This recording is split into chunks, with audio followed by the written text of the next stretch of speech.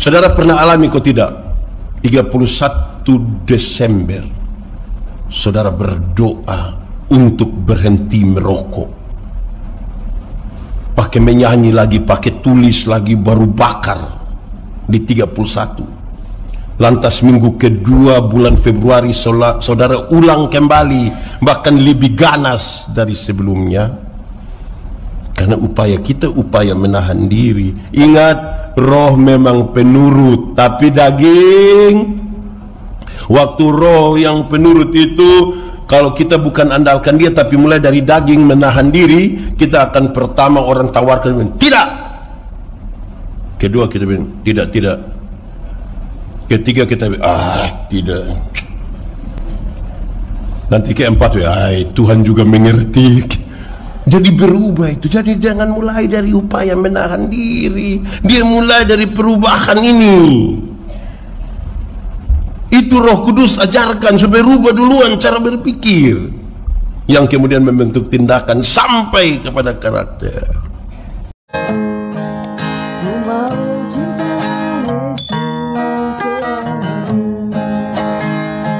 Mari kita buka Kisah Para Rasul pasal 2 ayat 22 sampai ayat yang ke-42. Kisah Para Rasul pasal 2 ayat 22 sampai ayat yang ke-42. Hai orang-orang Israel, dengarlah perkataan ini. Yang aku maksudkan ialah Yesus dari Nazaret, seorang yang telah ditentukan Allah dan yang dinyatakan kepadamu dengan kekuatan-kekuatan dan mujizat-mujizat dan tanda-tanda yang dilakukan oleh Allah dengan perantaraan dia di tengah-tengah kamu, seperti yang kamu tahu. Dia yang diserahkan Allah menurut maksud dan rencananya telah kamu salibkan dan kamu bunuh oleh tangan bangsa-bangsa durhaka. Tetapi Allah membangkitkan dia dengan melepaskan dia dari sengsara maut, karena tidak mungkin ia tetap berada dalam kuasa maut itu. Sebab Daud berkata tentang dia, aku senantiasa memandang kepada Tuhan, karena ia berdiri di sebelah kananku, aku tidak goyah. Sebab itu hatiku bersuka cita dan jiwaku bersorak-sorak, bahkan tubuhku akan diam dengan tentram. Sebab engkau tidak menyerahkan aku kepada dunia orang mati, dan tidak membiarkan orang kudusmu melihat kebinasaan. Engkau memberitahukan kepadaku jalan kehidupan. Engkau akan melimpahi aku dengan sukacita di hadapan. Saudara-saudara, aku boleh berkata-kata dengan terus terang kepadamu tentang Daud bapa bangsa kita. Ia telah mati dan dikubur, dan kuburannya masih ada pada kita sampai hari ini. Tetapi ia adalah seorang nabi, dan ia tahu bahwa Allah telah berjanji kepadanya dengan mengangkat sumpah bahwa ia akan mendudukan seorang dari keturunan Daud sendiri di atas tahtanya. Karena itu ia telah melihat ke depan dan telah berbicara tentang kebangkitan Mesias, ketika ia mengatakan bahwa dia tidak ditinggalkan dalam dunia orang mati, dan bahwa dagingnya tidak mengalami kebinasaan. Yesus inilah yang dibangkitkan Allah, dan tentang hal itu kami semua adalah saksi. Dan sesudah ia ditinggikan oleh tangan kanan Allah dan menerima Roh Kudus yang dijanjikan itu, maka dicurahkannya apa yang kamu lihat dan dengar di sini. Sebab bukan Daud yang naik ke surga, melainkan Daud sendiri berkata, Tuhan telah berfirman kepadaku, duduklah di sebelah kananku sampai kubuat musuh-musuhmu menjadi tumpuan kakimu. Dari seluruh kaum Israel harus tahu dengan pasti bahwa Allah telah membuat Yesus yang kamu salibkan itu menjadi Tuhan dan Kristus. Ketika mereka mendengar hal itu, hati mereka sangat terharu. Lalu mereka bertanya kepada Petrus dan rasul-rasul yang lain, apakah yang harus kami perbuat, saudara-saudara? Jawab Petrus kepada mereka, bertobatlah dan hendaklah kamu masing-masing memberi dirimu dibaptis dalam nama Yesus Kristus untuk pengampunan dosamu, maka kamu akan menerima karunia Roh Kudus. Sebab bagi kamulah janji itu, dan bagi anak-anakmu, dan bagi orang yang masih jauh, yaitu sebanyak yang akan dipanggil oleh Tuhan Allah kita. Dan dengan banyak perkataan lain lagi ia memberi suatu kesaksian yang sungguh-sungguh, dan ia mengecam dan menasihati mereka, katanya, berilah dirimu diselamatkan dari angkatan yang jahat ini. Cara hidup jemaat yang pertama, orang-orang yang menerima perkataan itu memberi diri dibaptis, dan pada hari itu jumlah mereka bertambah kira-kira 3.000 jiwa. Mereka bertekun dalam pengajaran rasul-rasul dan dalam persekutuan, dan mereka selalu berkumpul untuk memecahkan roti dan berdoa. Demikian firman Tuhan. Berbahagia setiap orang yang mendengar firman, memelihara dan melakukan dalam hidup setiap hari. Shalom. Sekali lagi shalom. Disentuh dan dibakar Roh Kudus. Sama-sama 1, 2, 3. Disentuh. Saudara, bagaimana saudara tahu bahwa pada pendeta Yandi ini ada Roh Kudus? Bagaimana saudara tahu bahwa pada saudara itu ada Roh Kudus? Bagaimana saudara tahu bahwa ada orang-orang yang melayani atau orang-orang yang saudara jumpai di gereja di mana mereka ada Roh Kudus? Bagaimana saudara tahu? Apakah ketika saya berkhotbah berapi-api? Belum tentu. Lalu bagaimana kita menilai? Jawabannya gampang. Supaya menilai seseorang itu ada Roh Kudus, maka lihat dari buahnya. Sama-sama 1, 2, 3. Lihat dari buahnya. Sebab dari buahnya orang mengenal pohonnya. Buah itu tetap. Buah itu tetap. Buah itu bukan hari ini terus hilang. Ini bukan buah pohon yang musiman itu, tapi buah yang tetap. Saudara-saudara, Alkitab mencatat dengan baik, mereka yang dipenuhi dengan Roh Kudus, mereka yang dipenuhi dengan Roh Kudus mengalami 2 hal. Hal yang pertama, mereka beribadah, bersaksi, melayani.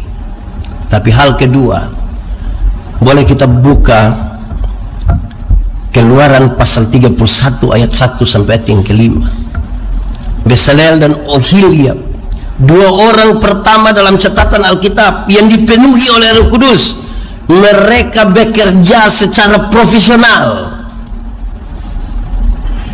Jadi roh yang ada di dalam kita itu, saudara-saudara, menolong kita bukan saja untuk beribadah, bersaksi, melayani, tetapi juga untuk bekerja secara profesional dalam tanggung jawab kita. Saudara tahu orang-orang yang Tuhan pakai itu banyak yang pekerja profesional.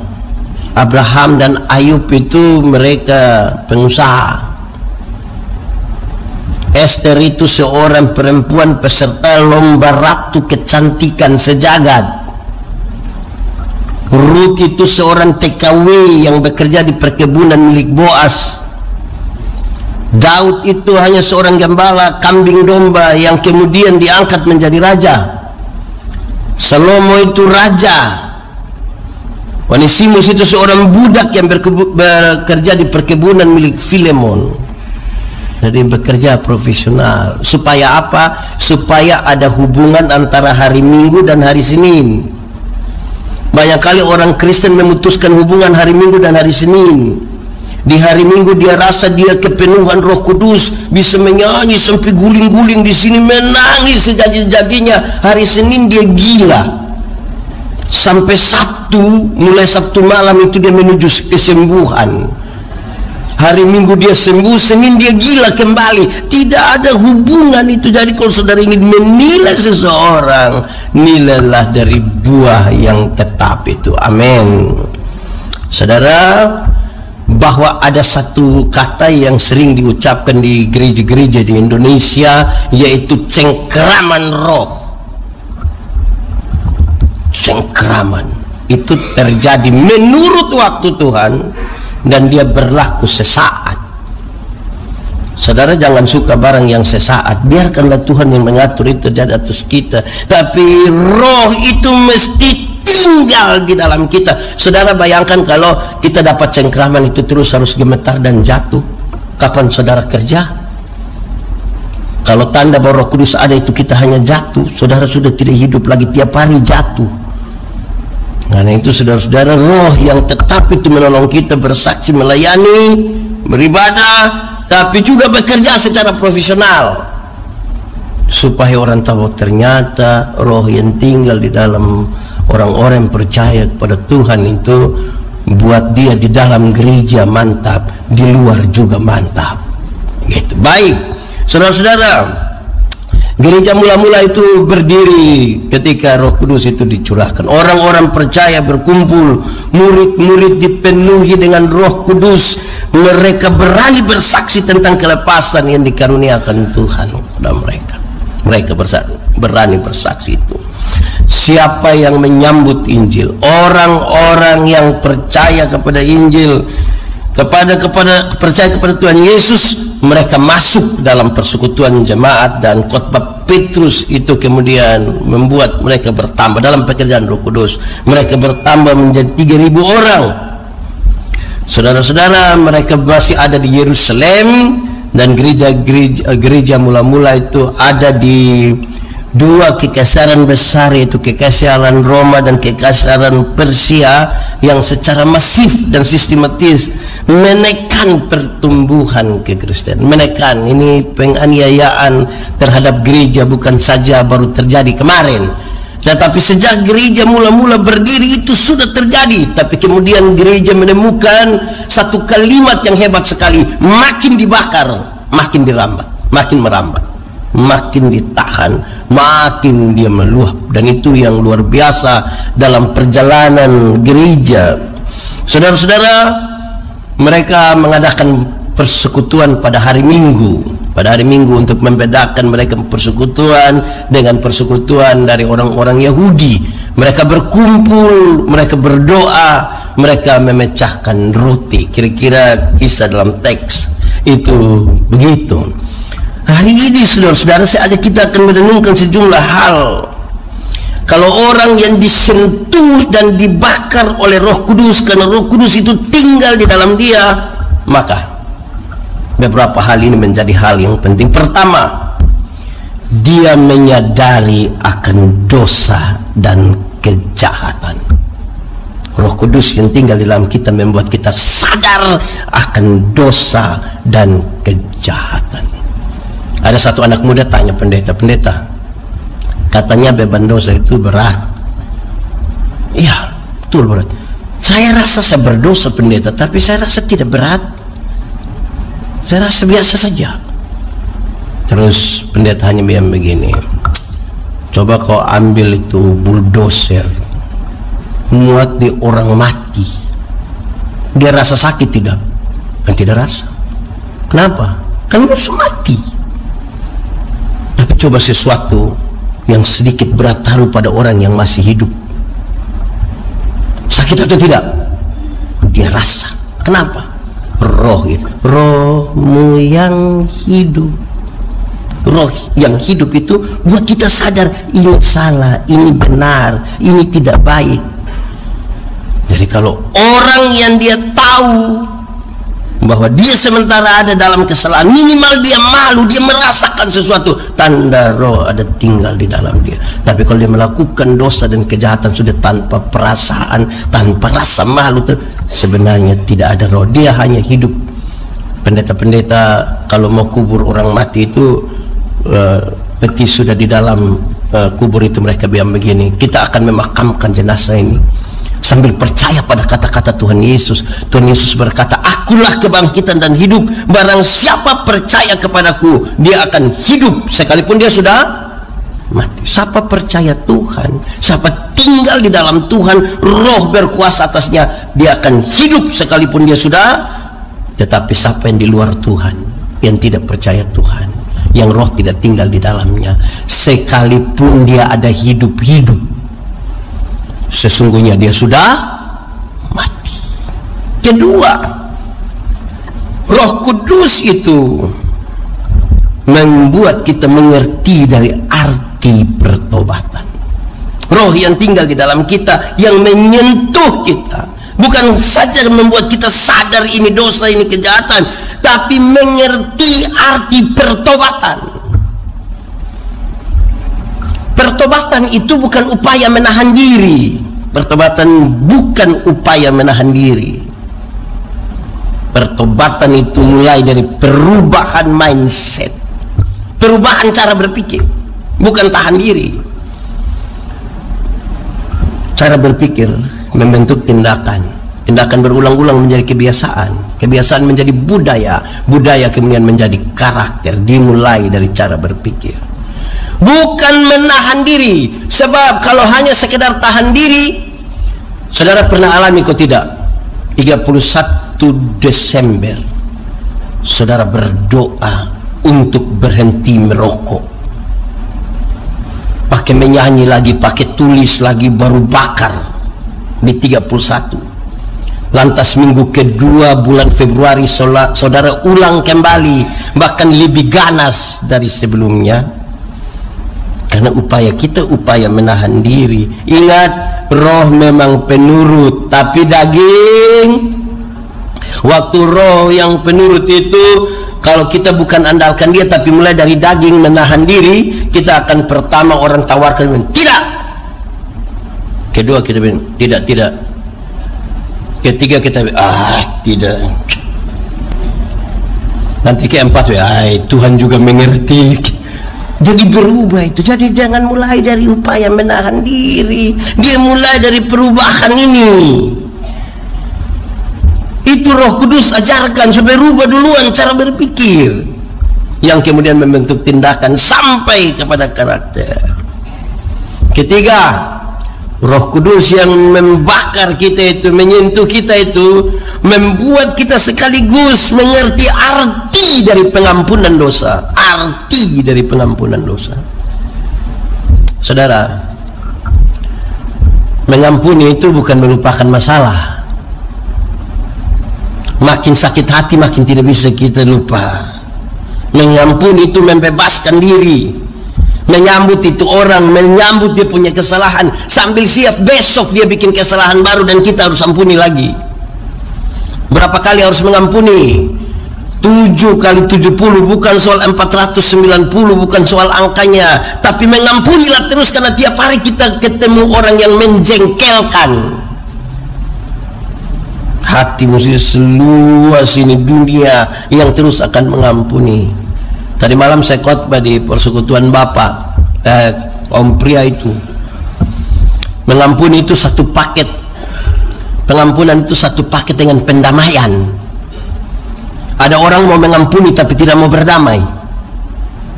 Yang mau mengampuni tapi tidak mau berdamai itu dia bilang, untuk marah saya tidak marah, untuk marah saya tidak marah.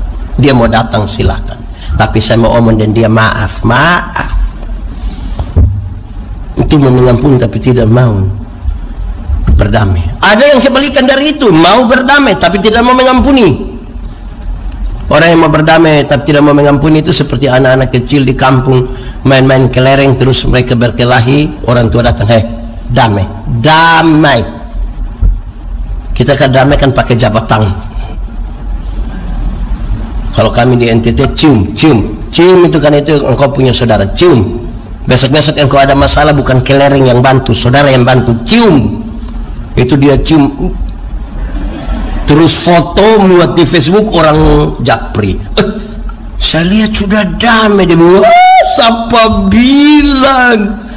Pencitraan itu perdamaian. Orang yang tidak mengampuni tidak mengerti peristiwa salib, tidak mengerti.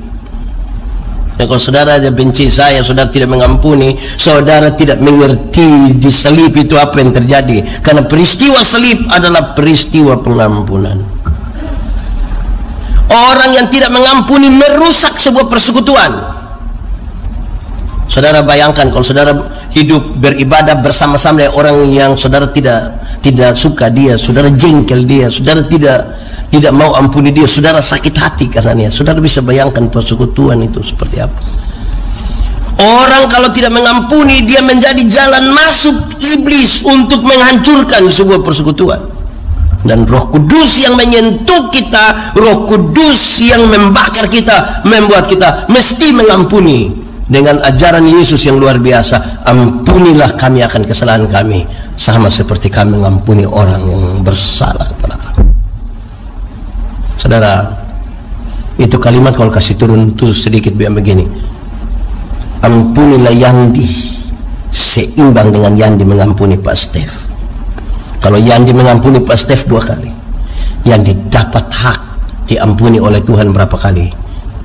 Dan kalau Yandi tidak mengampuni Pak Stef, Yandi harus berdoa, Tuhan tolong jangan ampuni saya, karena saya belum mengampuni Pak Stef. Betapa hebatnya itu pengampunan, betapa luar biasanya. Pak Pendeta, saya tidak bisa. Pasti bisa kalau Roh Kudus yang bekerja. Saudara lihat, pengampunan itu mendorong keluar kepahitan. Kita kalau jengkel orang itu kan pahit. Pengampunan mendorong itu kepahitan. Pengampunan itu mendorong energi negatif di dalam kita. Kan kalau jengkel orang negatif semua yang ada di sini. Pengampunan itu mendorong kita punya emosi untuk balas dendam. Kita ini kalau marah orang itu kan kepingin lihat dia susah toh, kepingin mau. Pengampunan itu mendorong itu semua keluar. Waktu itu keluar, bersihkan hidup ini kan, Roh Kudus masuk di dalamnya. Atau dengan kata lain saya katakan, roh tidak dapat bersatu dengan hati yang penuh dengan kepahitan. Roh Kudus tidak akan menyatu dengan mereka yang hatinya penuh dengan energi negatif. Roh tidak akan menyatu dengan mereka yang emosi meluap-luap ingin balas dendam. Ada orang yang dia tahu dia lawan Pak Stef tidak bisa, terus kita tanya, lalu kau buat apa? Saya berdoa saja. Pak Stef turun tangga jatuh dia. Itu saya bilang, Tuhan tahu ini macam apa ini. Dia tidak bisa balas, dia libatkan Tuhan untuk mencelakai orang lain. Bayangkan ini, jahat sekali ini manusia ini. Hanya pengampunan yang penuh kekuatan untuk kita bisa menerima. Hanya pengampunan. Nah, Roh Kudus mengajarkan itu. Dan kalau bilang Roh Kudus ada di dalam kita tapi bertengkar terus dengan mertua, itu bukan Roh Kudus, itu roh kuda itu. Roh Kudus itu buat kita aman. Roh Kudus juga yang tinggal di dalam kita membuat kita menerima karunia Roh Kudus. Paulus menjelaskan karunia Roh Kudus itu dalam 2 kelompok. Kelompok pertama karunia motivasi, dan kelompok yang kedua karunia manifestasi. Karunia motivasi itu seperti berkhotbah, mengajar, menyanyi, mendampingi orang lain. Karunia manifestasi itu seperti bicara dalam bahasa roh, menerjemahkan bahasa roh, menyembuhkan orang sakit. 2 karunia ini dipakai untuk membangun jemaat. Tapi jemaat di Korintus waktu itu mereka sibuk membanding-banding karunia, bukan pakai untuk melayani dan membangun jemaat. Mereka sibuk membangun karunia, membandingkan karunia. Paulus bilang, kamu seperti anak-anak, belum bisa makan makanan keras ini kalau hidup macam begini. Kamu masih terlalu anak-anak. Kasih tahu begitu, jangan banding-banding. Ada orang itu yang dia tidak tahu dia punya karunia apa, tapi dia sibuk dengan orang lain punya karunia. Orang ada menyanyi tadi di sini, sebentar kita tanya, tadi yang pimpin pujian bagaimana? Macam film pecah itu dia menyanyi. Kenapa jadi orang tidak sibuk dengan dia pun diri, sibuk dengan orang lain?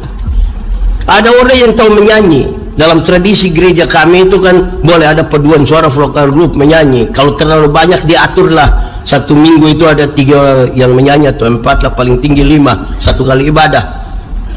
Ini dia tahu menyanyi tapi tidak nyanyi di gereja. Pendeta tanya, ada paduan suara vokal grup? No. Tapi kalau dengar Gubernur NTT dan Ketua Majelis Sinode Gemit akan beribadah bersama-sama di jemaat ini, aduh, solo dia, duet dia, vokal grup dia, paduan suara dia, menari juga dia. Ini namanya karunia makam puji. Ini karunia rusak ini. Bisa begitu. Ini saudara menerima itu Roh Kudus, berarti kita membuka hati menerima itu karunia-karunia. Semua orang yang percaya pada Yesus Kristus itu diberikan karunia-karunia Roh Kudus, supaya semua yang percaya di dalam Yesus Kristus, semua yang ada di sini pakai karunia itu untuk membangun ini jemaat. Ada orang yang setiap hari itu, setiap tahun, setiap hidupnya itu dia hanya mau gereja, pokoknya jangan panggil dia untuk melayani. Dia tiap pokoknya dia, sudah yang penting saya ibadah saja Pak, saya ibadah saja, kami dukung saja Pak. Akhirnya kita sepertinya tidak ada orang yang melayani. Mau cari menyanyi di sini saja susah, mau cari main itu susah karena orang tidak memberi diri untuk melayani.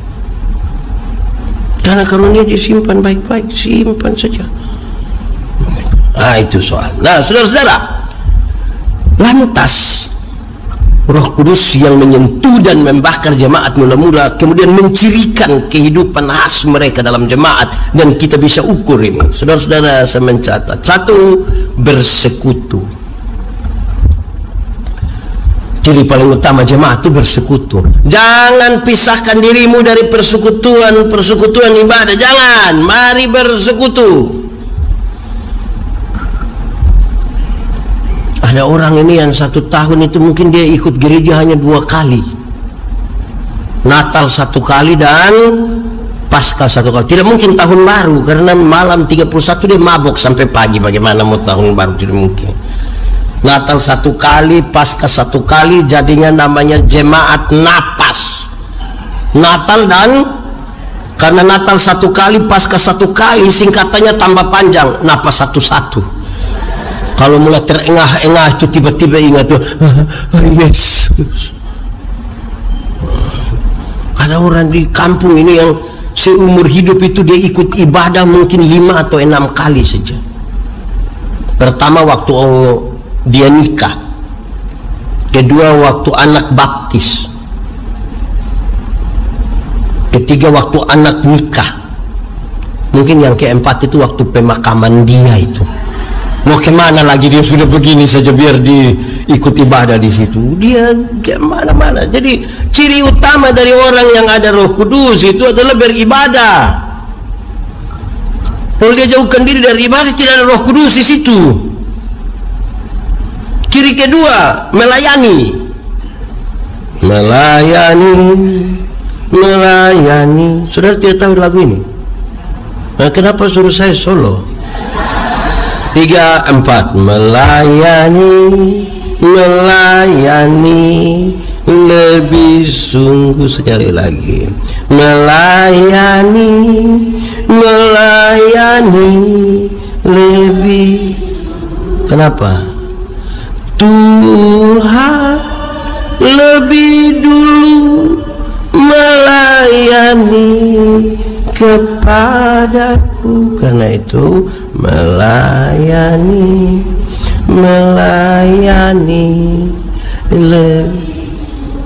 memang harus melayani dengan sungguh. Itu ciri Roh Kudus. Tapi ada orang ikut melayani tapi tukang tersinggung dia. Sedikit-sedikit tersinggung, sedikit-sedikit tersinggung. Tersinggung kok sedikit-sedikit. Roh Kudus itu jaga kita tidak suka tersinggung. Di Kupang itu kalau orang suka tersinggung di banyak orang suka bilang,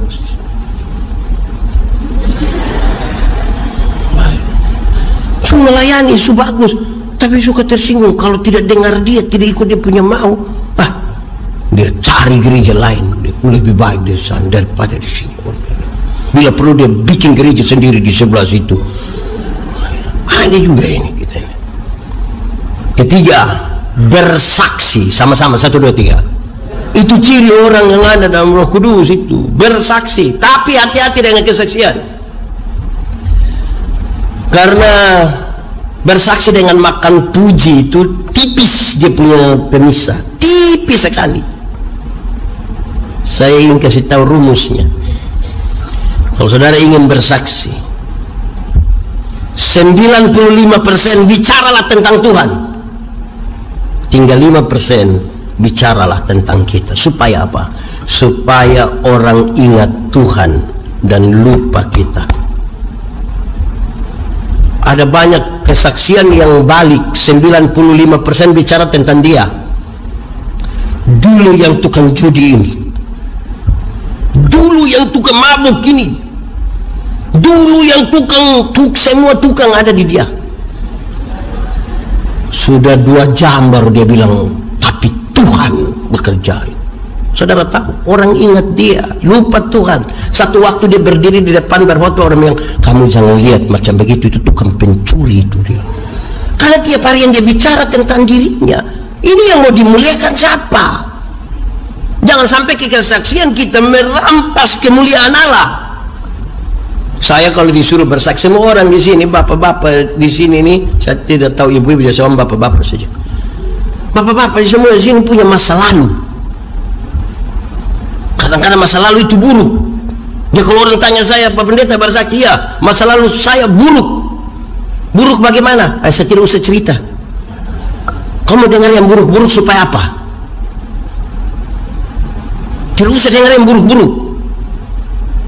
Yang saya ingat, Tuhan mengerjakan 1, 2, 3, 4, 5. Puji nama Tuhan, sekarang hidup saya begini. Orang ingat Tuhan. Kan kalau maju mulai bicara tentang dirinya ini, aduh itu bukan Roh Kudus itu. Ada orang lagi mengeksploitasi masa lalu dalam kesaksian. Dapat uang lagi dengan cerita-cerita masa lalu. Masa lalu tidak bisa dirubah, masa depan mau dirancang di dalam nama Tuhan hari ini. Kesaksian kita masih kesaksian yang Tuhan pimpin kita. Dan karena itu, bersaksi itu kita harus mendefinisikan diri sebagai saksi. Saksi itu apa? Melihat, mengalami, merasakan, kemudian mengatakan pada orang lain. Melihat, mengalami, merasakan. Saya melayani di satu pulau bagian selatan di NTT, mau bawa jemaat anak-anak muda ke Pulau Dana. Itu tidak ada penghuni, kami mau pergi camp di sana, tidak jadi pergi. Tapi ada 1-2 nelayan datang yang bikin pendeta di Pulau Dana itu. Kita tidur di pinggir pantai, sadar kita sudah ada di tengah laut. Tapi iya betul, engkau pernah ke sana? Tidak pendeta. Bagaimana orang percaya pada kesaksian kita, kita sendiri tidak pernah alami? Kalau bersaksi itu bersaksi yang benar, supaya jangan kemudian menyesatkan orang. Kita menyanyi, bersaksi terus sampai, ya sambil tepuk tangan. Bersaksi terus sampai Tuhan datang. Bersaksi, bersaksi, bersaksi, haleluya. Bersaksi terus sampai Tuhan. Jadilah saksi. Tuhan tidak suruh kita jadi pembela. Tuhan juga tidak suruh kita jadi hakim. Jadi saja saksi. Banyak orang memposisikan diri sebagai pembela Tuhan. Tidak usah. Tuhan terlalu kuat membela dirinya sendiri. Justru kita ini yang butuh dibela oleh Tuhan. Tidak usah bela-bela Tuhan. Bukan jadi saksi, dia jadi pembela. Bahkan dia jadi hakim lagi. Ada yang gabung dua-dua, pembela dan hakim. Hancur itu. Bersaksi. Bersaksi harus benar ya, supaya orang yang mendengar diberkati. Saya ingat ada satu ibadah saya berkhotbah, ada ribuan orang hadir.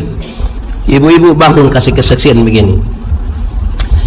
Ada satu waktu antara tidur atau tidak tidur, dia dibawa oleh malaikat ke surga. Saya bilang mantap. Oh, surga itu bagus sekali. Saya pikir ya pasti betul, Tuhan tinggal di sana, bagaimana surga dia mantap. Tapi waktu dia jalan-jalan di pojok, dia lihat ada ruangan, dia coba lihat ke dalam. Di dalam ruangan itu penuh dengan mulut-mulut. Dia tanya kepada malaikat yang bawa dia, malaikat, yo, kenapa di dalam itu ruangan itu penuh dengan mulut-mulut saja? Terus dia bilang, malaikat jawab, dia bilang, oh, itu mulutnya pendeta-pendeta itu. Kenapa mulut pendeta? Pendeta-pendeta itu khotbahnya bagus, jadi mulutnya masuk surga, kaki tangan ada di neraka. Saya tersinggung betul itu. Pas mau berkhotbah, ibu, kita dua selesaikan persoalan tadi. Kita dua selesaikan dulu yang tadi. Saya bilang, ibu tahu pisau? Dia bilang tahu. Coba ibu ambil pisau, ibu potong ibu punya jari kelingking, sudah luka dan berdarah. Coba ibu bilang, rasa kau bisa? Dia bilang, tidak bisa. Nah itu Alkitab kasih kesaksian. Yesus kepala gereja, kita adalah anggota-anggota dari satu tubuh. Tangan tidak lebih penting dari kaki, mata tidak lebih penting dari telinga. Siapa yang malam-malam perut sakit mau pergi ke WC, terus kaki bilang, perut, maaf, pergi sendiri. Dia tidak bisa, mesti semua. Alkitab kasih kesaksian, kalau tangan terluka, mata menangis. Kalau mata menangis, tangan melap. Sudah, yang penting saudara mengertilah. Itu bicara tentang kesatuan. Jadi apa maksudnya sebagai ibu? Jadi kalau mau masuk surga, bukan mulut sendiri pergi, ini kaki tangan semua. Masa mulut di situ, kaki tangan di situ? Ini kesaksian palsu ini. Yang mau bersaksi yang benar. Apa kok pisah-pisah begini?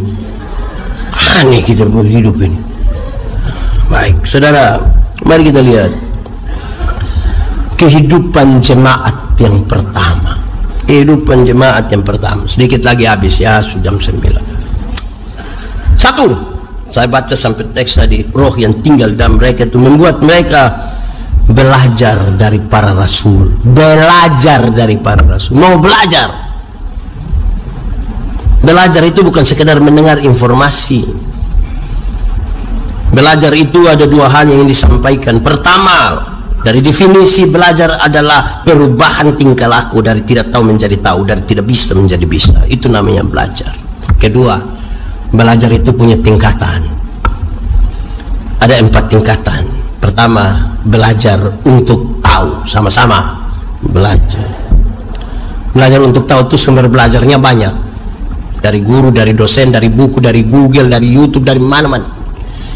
Bagus itu, belajar untuk tahu. Tapi belajar untuk tahu itu hanya kelas paling rendah. Kelas keduanya adalah belajar untuk tahu dan melakukan. Sama-sama belajar untuk tahu. Dan ada orang sudah tahu tapi belum tentu bisa lakukan. Orang tanya saya, pendeta, khotbah yang baik itu yang bagaimana? Saya bilang, engkau maksud apa? Tanya begitu. Dia bilang, khotbah yang bagus itu tulis atau tidak tulis, berapi-api atau berair-air. Saya bilang, khotbah yang baik itu bukan soal tulis atau tidak tulis, bukan soal berapi-api atau berair-air. Khotbah yang bagus itu omong bagaimana, ya lakukan itu. Jangan omong lain bikin lain. Karena ada banyak orang bukan sekedar omong lain bikin lain, ada yang malah pikir lain, omong lain, buat lain. Hasilnya kelainan itu. Karena tidak sinkron yang di sini dengan tindakan. Jadi tingkatan kedua belajar untuk tahu tapi yang ketiga belajar untuk tahu, bisa melakukan dan hidup dengan orang lain. Sama-sama 1, 2, 3. Belajar untuk tahu, bisa melakukan dan hidup. Ada yang sudah tahu dia hidup sendiri, tidak mau bergabung dalam persekutuan, tinggal tetap dia sendiri. Saya tidak mau bicara dengan siapapun, tidak bergaul, tidak bisa sosialisasi diri, hidup sendiri di tengah-tengah keramaian kota Jakarta ini, di tengah-tengah keramaian ini jemaat, dia sendiri. Habis ini kita duduk makan di bawah, dia sendiri di atas menara. Bergabunglah dengan orang lain. Yang paling tinggi ini belajar untuk tahu, bisa melakukan, bisa hidup dengan orang lain, tapi tetap menjadi diri sendiri.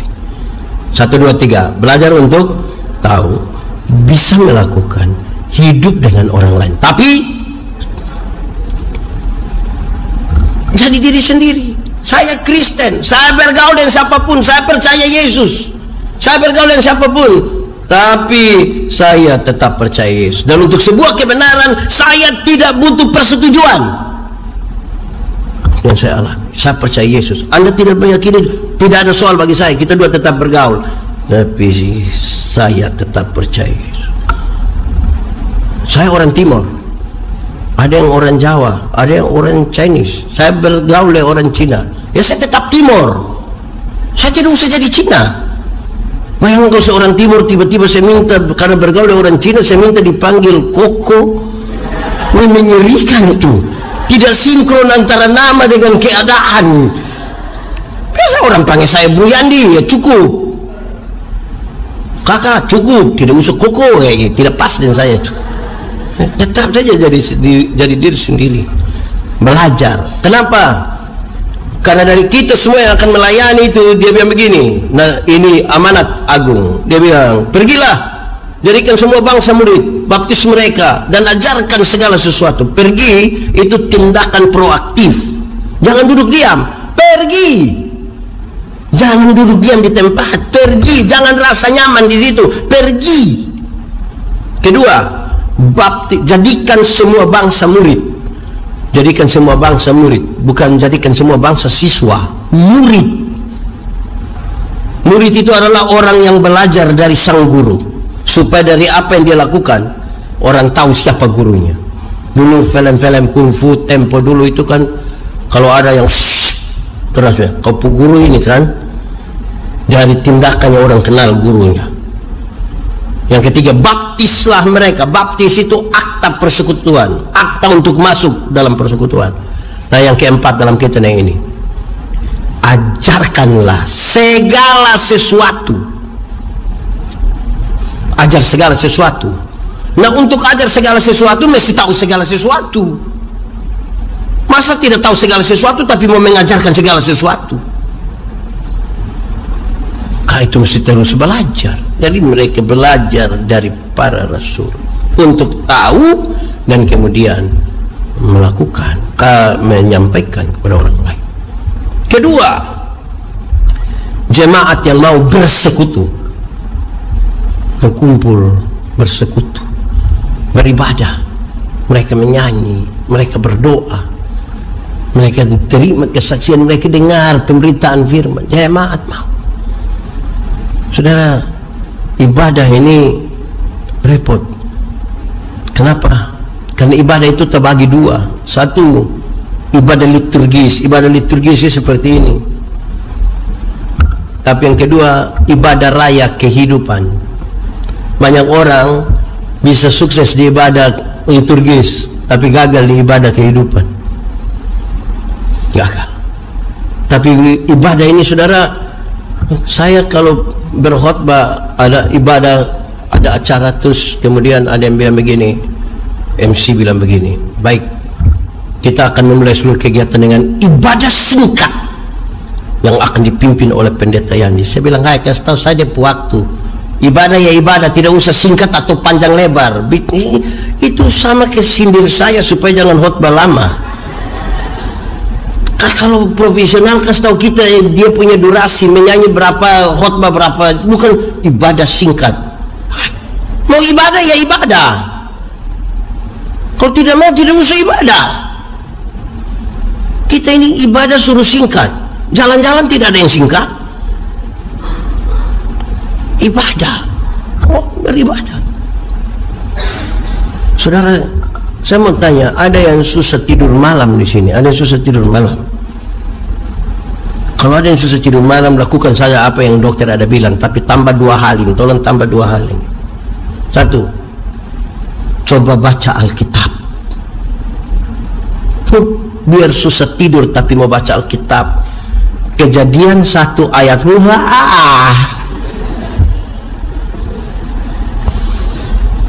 Kalau saudara lihat orang punya story, tidak akan pernah mengantuk, tidak akan. Coba baca Alkitab. Hey. Kejadian 1 ayat. Kedua, coba pergi ke gereja, coba ikut gereja. Biar kita tidur luar biasa, sudah minum vitamin segala macam, coba masuk gereja. Pendeta baru bilang, baik. Pembacaan hari ini terambil dari Kisah Rasul pasal 2 ayat 22 sampai 42. Panjang sekali. Terus pendeta habis, pendeta bilang, baik Bapak Ibu Saudara-saudara, tema kita hari ini adalah disentuh dan dibakar oleh Roh Kudus. Kenapa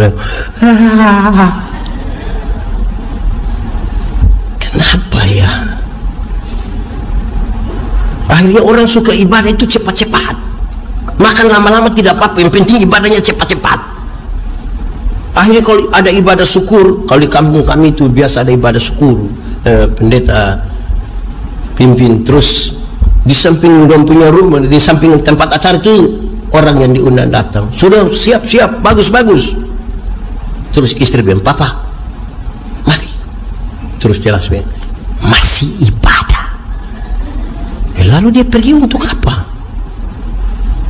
Untuk apa? Ibadah, ibadah saja. Saudara bisa bayang, jemaat-jemaat hari ini beribadah bukan dengan tanggung jawab, beribadah dengan selera. Kalau tidak pas yang dia punya selera, dia tidak mau ikut ibadah. Tidak pas yang dia punya waktu, dia tidak ikut ibadah. Panggilan dunia ini lebih kuat dari segala macam, termasuk panggilan beribadah. Kan itu saya harus, kan ini mau dibakar toh oleh Roh Kudus. Ada ibadah mesti utama dong. Kalau tidak bisa. Saudara, di Indonesia agama diatur dalam struktur berbangsa bernegara. Akhirnya mau tidak mau orang menjadi beragama toh, tapi belum tentu beriman. Coba pertanyaan refleksinya adalah, coba satu waktu orang tidak peduli lagi, agama tidak perlu masuk di KTP, tidak perlu tulis agama, apakah masih orang mau beribadah? Apakah kita masih mau berkumpul dan beribadah, memuji, masih apa masih begitu di tengah-tengah dunia yang tidak lagi peduli dengan agama? Berikut, jemaat mula-mula itu jemaat yang berdoa, hubungan pribadi. Tadi hubungan persekutuan, yang kedua hubungan pribadi dengan Tuhan. Ada orang tidak tahu berdoa, ada orang tidak bisa berdoa. Tadi malam kami ada di pria kaum bapak bicara tentang doa. Bagaimana orang mesti berdoa? Doa itu relasi, bukan kata-kata. Doa itu relasi, bukan kata-kata. Sebab saudara bisa telepon orang, pas telepon terus ada suara bilang, nomor yang Anda tuju tidak dapat dihubungi. Pernah dengar itu kalimat? Suara perempuan atau laki-laki? Itu perempuan dari Cikampek. Mesin, saya bisa, kita pergi masuk di mall atau di tol atau di mana, saya lihat itu, kita bawa itu barang yang kayak pukul lalat itu, apa itu? Saya lihat di semua mobil di Jakarta itu ada itu barang itu yang kayak, kalau di kampung sana kita pakai pukul lalat. Ini ditolak dia. Pas sampai ada suara perempuan bilang, tempelkan kartu Anda. Kita tempel habis, baru dia bilang, terima kasih. Macam santun sekali dia. Dia kenal kita kok tidak? Kita kenal dia kok tidak? Tapi dia bisa bicara dengan kita. Doa bukan kata-kata, doa itu relasi. Banyak orang pusing pikir kata-kata, bukan pusing bangun relasi. Relasi yang baik memungkinkan kita bicara dengan ringan. Nah, maaf saya kasih contoh. Kalau saya dan Pak Budi, kami dua punya relasi, kami dua saling kenal. Saya jalan kaki, Pak Budi naik motor, ketemu saya di jalan, saya tidak perlu minta, dia berhenti. Pendeta, naik. Tapi kalau kami dua tidak ada relasi, kami tidak saling kenal. Saya jalan kaki, Pak Budi naik motor, ketemu saya di jalan, dia berhenti, tapi dia tanya, ojek Pak? Jadi relasi lebih penting dari kata-kata. Dalam relasi yang baik itu kalimatnya ringan. Ini bapak-bapak semua ini kan punya relasi dengan istri toh, saling kenal toh dengan istri. Makanya waktu meminta teh kan cara mintanya ringan-ringan saja. Sayang, mami bikin teh gelas kecil saja ya, jangan banyak gula, papa takut sakit gula tua-tua begini. Kan cara minta hanya begitu. Tidak mungkin suami minta kepada istri bilang, mama buatlah segelas teh, jangan terlalu banyak gula ya, papa takut sakit gula. Pas habis istri tanya, papa sehat. Relasi pribadi itu penting. Berikut, jemaat yang saling menunjukkan rasa hormat. Roh yang ada di dalam kita itu menunjukkan rasa hormat. Saya bersyukur sekali saudara-saudara datang gereja ini pakai pakaian bagus-bagus, duduk sopan-sopan, bagus-bagus itu. Hormat itu. Jangan bikin bikin aneh-aneh di gereja itu. Di gereja pakai, kan kita mau ketemu Tuhan, pakai pakaian sopan-sopan. Saya tanya satu waktu, izin minta maaf, ibu-ibu, nona-nona, boleh pakai pakaian mini-mini datang di gereja kok tidak? Dia bilang boleh. Kenapa boleh? Tuhan melihat hati, bukan melihat pakaian. Saya bilang iya betul, Tuhan melihat hati bukan lihat pakaian, karena dia Tuhan. Tapi saya pendeta, saya lihat pakaian bukan lihat hati. Jadi tolong pakai sopan-sopan, jangan suka-suka kita. Masa di gereja suka-suka? Di rumah ada aturan kok tidak? Di jalan ada aturan tidak? Di pasar ada aturan tidak? Masa di gereja suka-suka? Ya boleh begitu. Tunjuk rasa hormat kita pada Tuhan. Duduk sopan, pakai pakaian sopan. Bagus tuh. Saudara ketemu rekan bisnis yang dia lebih kaya sedikit, dia mau kasih proyek besar, kita pun sopan tiada tara. Ini Bapak. Masa ketemu Tuhan yang punya hidup ini kok mau santai-santai biasa-biasa macam tidak ada masalah? Tidak bisa. Tambah sedikit lagi, sedikit tuh habis. Panjang itu bacaan. Lanjut. Jemaat yang percaya bahwa mujizat masih ada. Jemaat percaya mujizat masih ada. Hari-hari ini orang sudah tidak percaya lagi mujizat. Tapi ada yang terlalu percaya mujizat sampai tidak kerja, hanya mau berdoa saja. Tidak bisa. Iblis datang, Yesus, kalau engkau anak Allah, rubah batu ini jadi roti supaya engkau makan. Tuhan Yesus rubah atau tidak? Tapi dia bisa rubah atau tidak? Lalu kenapa dia tidak rubah? Pertama, dia tidak mau ikut perintah iblis. Tapi yang kedua, masa mau makan roti saja pakai mujizat? Kalau bikin roti pakai mujizat itu pasti tiap hari di toko bakery itu mujizat terus itu. Saya mau tanya kita, ora et labora artinya, itu hanya 75. Kalau ora et labora artinya berdoa dan bekerja itu 75. Yang 100 itu ora et labora artinya berdoa dan bekerja keras. Jangan balik, doanya yang keras-keras, kerjanya lemah-lemah. Tidak mungkin. Tuhan memberi makan pada burung pipit tapi tidak melemparkan gandum ke dalam sangkarnya. Itu burung mesti keluar. Mujizat itu ada, tapi itu area Tuhan. Jangan masuk situ, nanti biarkanlah Tuhan bekerja. Bagian kita maksimalkan.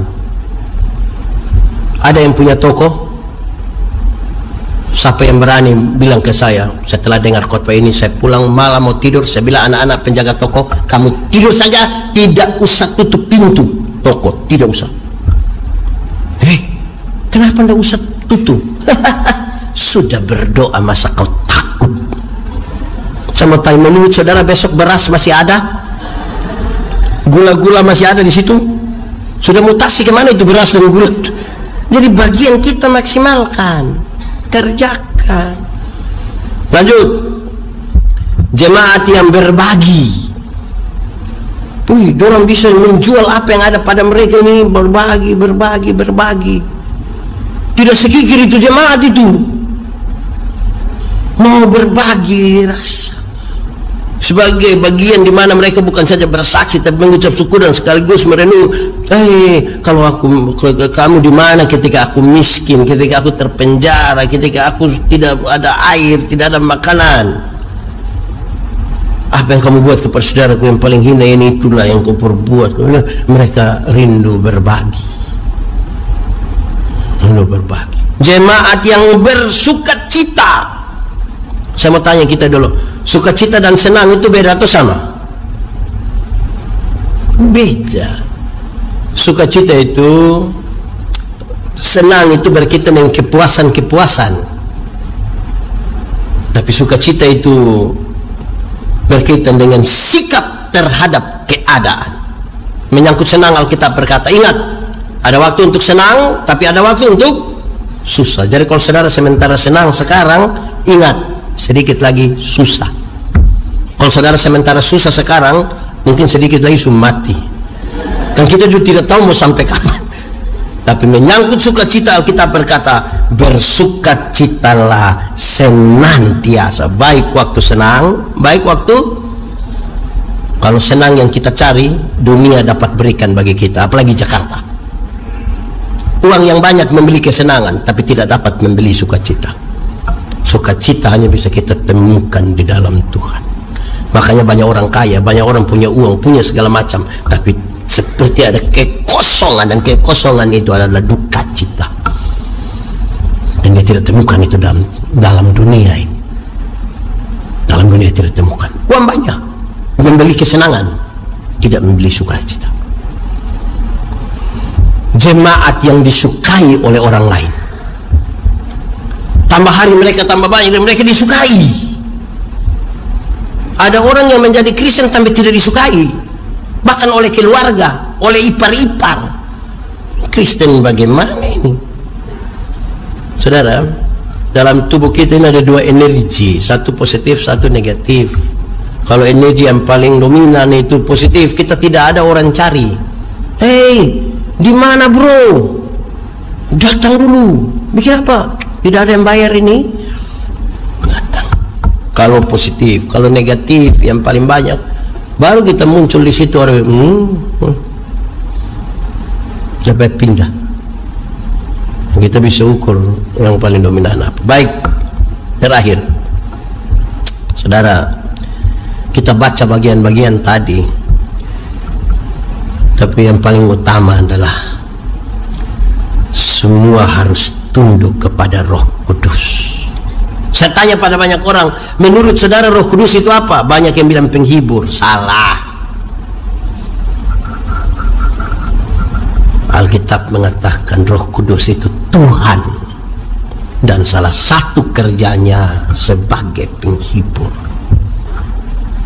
Kalau dia hanya penghibur, kita tidak susahkan, tidak usah cari dia toh. Roh Kudus itu Tuhan. Kita percaya pada Trinitas Tuhan. Kita semua mesti tunduk kepada Tuhan. Dan yang kedua, tokoh utama yang mesti menjadi panutan, model, dan sekaligus kepala gereja adalah Yesus Kristus. Kematian dia di kayu salib menurut pembacaan tadi itu bukan sesuatu yang celaka, tapi dia dimuliakan di kayu salib. Dia dimuliakan untuk apa? Dia dimuliakan supaya kita yang terputus hubungan dengan Tuhan dan terputus hubungan di antara kita boleh menyatu kembali. Yesus tidak mati konyol di kayu salib, tapi dia dimuliakan. Saudara tahu kenapa gereja-gereja saling menghujat satu dengan yang lain? Satu pendeta hujat pendeta lain. Saudara ikuti media sosial perdebatan yang mengerikan satu hamba Tuhan dan yang lain. Kenapa? Karena kita lagi berusaha untuk bertengkar hal-hal di luar dari kemuliaan salib. Hari ini kalau saudara tanya Tuhan Yesus, Yesus, seperti apakah engkau mengasihi aku? Tuhan Yesus tidak jawab. Tidak jawab. Dia melentangkan tangannya di kayu salib dan mati bagi saudara dan saya. Sehingga waktu kita datang di kayu salib tidak ada pertentangan. Tidak ada pertentangan. Banyak orang mencari orang bukan datang pada Yesus, datang pada gerejanya, pada organisasinya, pada dirinya, membesarkan diri dan organisasi, bukan membesarkan Tuhan. Ada satu lagu lama, saya berharap para orang tua masih ingat lagu ini. Saya suka lagu ini. Pada satu bukit jauh dari sini, jauh dari sini, lihat salib Tuhan berdiri, lihat salib Tuhan berdiri. Sepotong kayu kasar, sepotong kayu kasar, tanda dosa besar, tanda dosa besar. Di sana Tuhan ku telah mati, di sana Tuhan ku telah mati. Ku datang pada salib itu, ku datang pada salib ku kenangkan cinta Tuhanku, ku kenangkan cinta Tuhan. Ya ku jatuh pada kakinya, ya ku jatuh pada kaki, sana ku dapat ampun dosa, sana ku dapat ampun. Orang kalau datang ke salib, yang bisa dia lakukan hanya dua. Satu, dia hanya akan menunduk dan mengaku sebagai orang berdosa. Yang kedua, dia akan menengadah ke atas dan angkat tangan, aku berserah. Tidak ada kata lain. Tidak ada kata lain kalau datang pada salib itu. Kenapa ada orang sombong, bahkan sombong rohani? Karena dia suka melihat begini. Kalau melihat begini tidak bisa sombong. Kalau lihat kiri kanan dia bisa membanding. Kalau lihat pada Tuhan, melihat pada salib.